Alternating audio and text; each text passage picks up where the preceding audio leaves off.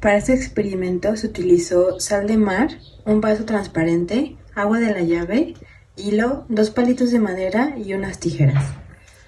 Para comenzar se calentó el agua 40 segundos en el microondas y luego se agregó sal poco a poco hasta saturar la solución. Se eligió la sal ya que contiene cloruro de sodio, que es un mineral muy común en las rocas evaporíticas.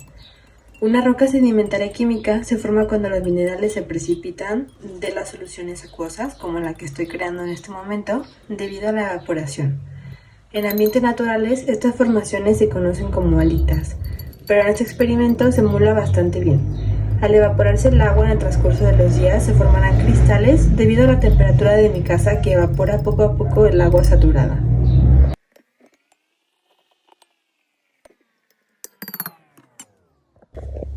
Una vez que tenía el agua saturada, armé una estructura simple en forma de cruz con los palitos de madera.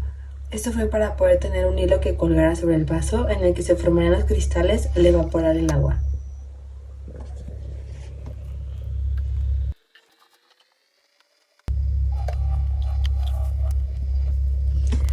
Cuando esta parte estuvo completada también, se colocó la estructura reposando sobre las orillas del vaso, para que solo la punta del hilo tocara el agua. La idea de que tuviera 4 vertientes era que se formaran estructuras interesantes en el hilo. Ahora solo tocaba dejar el vaso en un lugar de mi cuarto que siempre fuera el mismo y tomar observaciones con el paso de las semanas. Esta es mi observación del día 1 del experimento. Se observa lo que parecen pequeñas burbujas o partículas elevando a la superficie desde el fondo del vaso, adhiriéndose a las paredes del mismo y a las fibras exteriores del hilo. Las observaciones para el día 3 fueron las siguientes.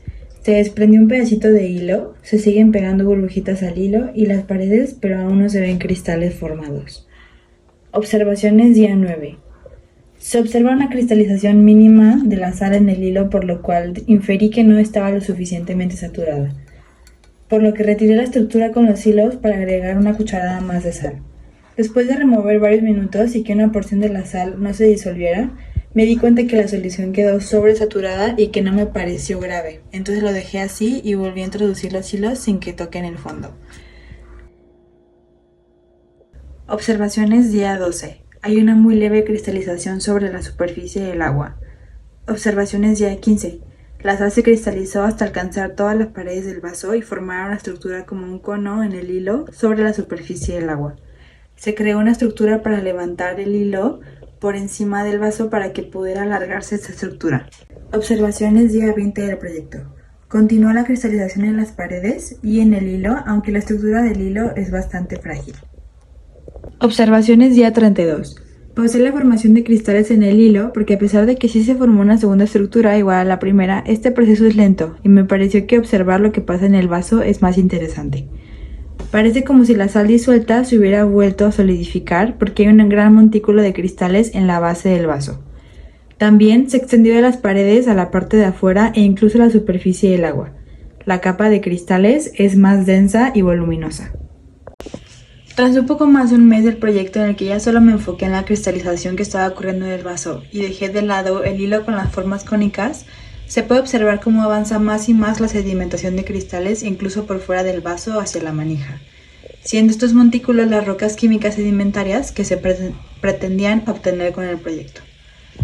El monte de sal al fondo del vaso aumentó y el agua bajó su turbiedad, aclarándose, por lo que se concluye que se encuentra menos saturada y que esto que al inicio se disolvió, ahora se encuentra de nuevo solidificado en el fondo del agua. Se formó una capa sobre el agua que continuó expandiéndose, creando una estructura cóncava hacia arriba. En general, se concluye que el experimento fue exitoso porque se produjo lo esperado y se desarrolló de forma correcta. En esta simulación, yo utilicé tanto la saturación de mi solución como la evaporación debido a la temperatura del ambiente para crear este efecto.